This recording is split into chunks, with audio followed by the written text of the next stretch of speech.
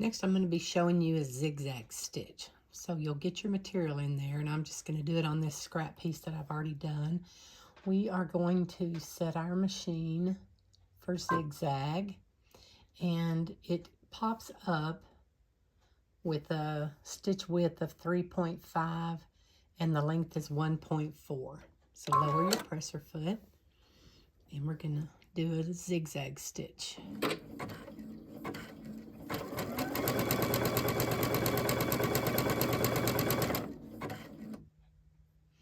Okay, what if I wanted a little bit wider? Like if I was finishing the edge on this instead of serging it or something. If I wanted to finish these cotton edges so that they wouldn't fray, I could do a zigzag stitch on that. So I might want my stitch a little bit wider. So I'm going to put this in there to where it'll end up right along the edge. And I'm going to make my stitch width, I'm probably going to do about a 5. And I'm going to make sure that needle goes down right on the edge.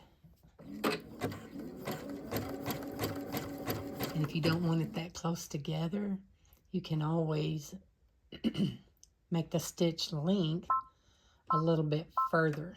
So I'm going to make it a 2.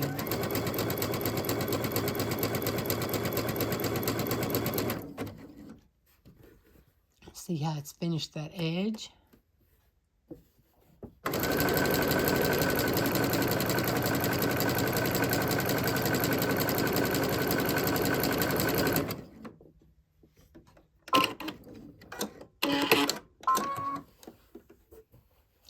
So now I have a finished edge. Isn't that lovely? Or you can use your serger to finish the edge like that. Now what if I wanted to do stitch that was closer together, and I'm gonna lower my presser foot. I want to do a zigzag stitch, but I want it really close together. So I'm going to make my stitch length a lot closer together. I'm going to go put this at about a 0.3.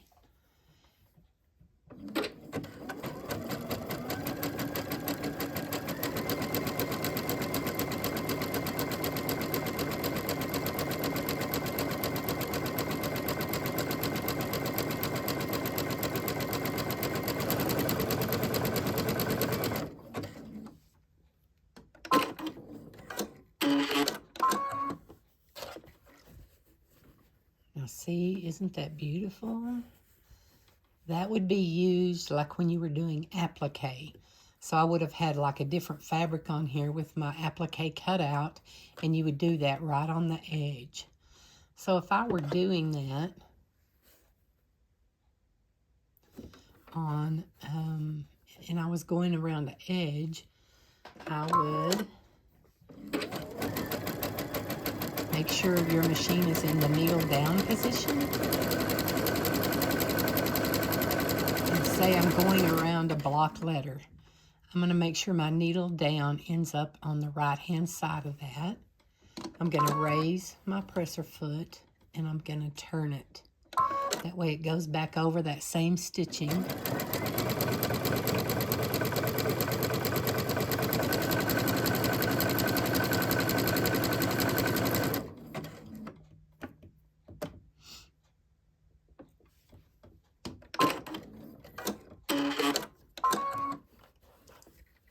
See how it turned that corner and made that?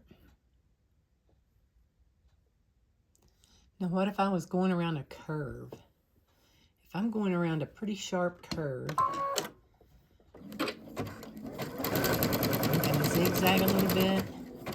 If I'm going to the left, I'm going to go one more time and make sure that ends up in the on the right hand side. I'm going to raise my presser foot and turn it just a little bit. You can kind of move it with your hand, but then you still want to take that presser foot up and make it turn. Now, I don't have a line to follow right here, but you get the idea of how you can manipulate that. Now what if I had ended up on the left-hand side and forgot and turned it? It's going to leave a little space in there.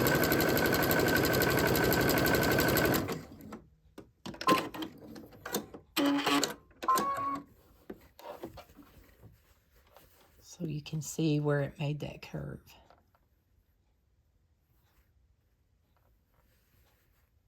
Cool.